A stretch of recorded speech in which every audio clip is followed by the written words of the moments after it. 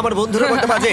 এই গেমটা মিস্টার বিস ভিডিওর মতো, যত এগোবে ততই কঠিন হবে। সত্যি কথা বলতে যদি আমাদের সাথে জো না থাকতো আমরা মরেই যেতাম। আর 3 ঘন্টা পরে জো আমাদের জন্য একটা বাজে খবর নিয়ে এলো। জল অনেকটা বেড়ে গেছে আর আমরা অনেকটা সময় লাগিয়ে ফেলেছি, তাই আজকে আমাদের আবার ক্যাম্পে ফিরে যেতে হবে। আমি মানবো না, তুমি সেফটি এক্সপার্টের কথা অমান্য করতে পারো না। আমি এটা মানবো না। সত্যি কথা বলতে আমাদেরকে ফিরতেই হতো, কারণ এর আগে আমরা শুট করতে অনেকটাই সময় নষ্ট করে দিয়েছি। তারপর ফ্লেয়ার নিয়ে খেলেছি, তাই আমরা ফিরে যাচ্ছি আর এই মিশনটা আমরা পরের দিন আবার শুরু করব।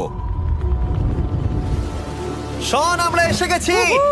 আরে তুমি এখানে কি করছিলে? এখন তোমরা কেউ ভিজবে না। আমি তো জানতামই না এই লাইটগুলো আমরা এনেছি। এগুলো দারুণ লাগছে, তাই না? দুঃখের বিষয় আজকে আমরা মাত্র 20% এগোতে পেরেছি, কিন্তু বিশ্বাস করো আমরা শেষ পর্যন্ত অবশ্যই যাব আগামী কয়েকদিনের মধ্যেই। আমার মনে হয় না। কোনোদিনই হবে না। আমি তো বললাম। আমরা ডে 4টা রেস্ট নেব আর ডে 5-এ চেষ্টা করব এই কেভের শেষ অবধি যাবার। দেখা যাক কি হয়। ডে 3-তে মজা হলো, কালকে আবার দেখা হচ্ছে। আর কেভের ভিতরে 3টে খুব বাজে রাত কাটাবার পরে পরের দিন সকালে আমাদের মাথায় শুধু একটাই কথা আসছিল, আমার একটা হট শাওয়ার চাই, তবে আমি এখন একটু শান্তি পাবো। ও এখন শাওয়ার পেলে কিন্তু দারুণ হয়। আমি চান করিনি প্রায় 3-4 দিন হয়ে গেল। তোমরা নিশ্চয়ই জানো কেভের মধ্যে শাওয়ার করা সম্ভব নয়। আমাদের অনেকটা পথ হেঁটে সাবধানে আগের রিভার বেডের কাছে পৌঁছতে হলো।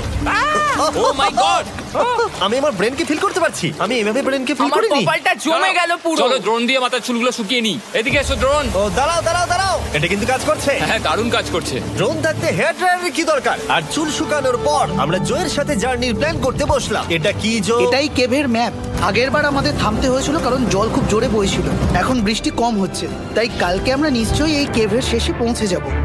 এটা ভয়ঙ্কর হতে চলেছে। প্রথমে আমাদের কালকে যেখান দিয়ে গেলাম সেখান দিয়ে আগে যেতে হবে। জলের মধ্যে ঝাঁপ দিতে হবে এবং পাথর দেখে হাঁটতে হবে। এগুলো সবকটা আমরা যদি পার করতে পারি তাহলে আমরা গ্লো ওয়ার্ম চেম্বারে পৌঁছে যাব। কেমন দেখতে তুমি সেটা বলো না, আমি তোমাদেরকে সারপ্রাইজ দিতে চাই। তোমার মনে হয় আমরা পারবো?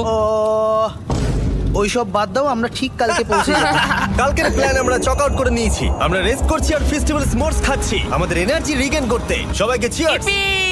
জো এই প্রথমবার ফেস্টিভ্যাল ও, স্মোর্টস দারুণ। খাচ্ছে। জো সত্যি কথা বলবে। এটা দারুণ, তাহলে ভালো লাগলো? দারুণ লেগেছে। আমরা এই চকলেটটা আগে কেন বের করিনি? এটা এমনি চকলেটের থেকে 10 গুণ ভালো খেতে। সত্যি কথা বলতে তোমরা যদি ফেস্টিভ্যালের সাথে স্মোর্টস ট্রাই না করে থাকো তাহলে তোমরা মিস করছো। কালকে আমরা পুরো কেভটা এক্সপ্লোর করব, দেখা হচ্ছে।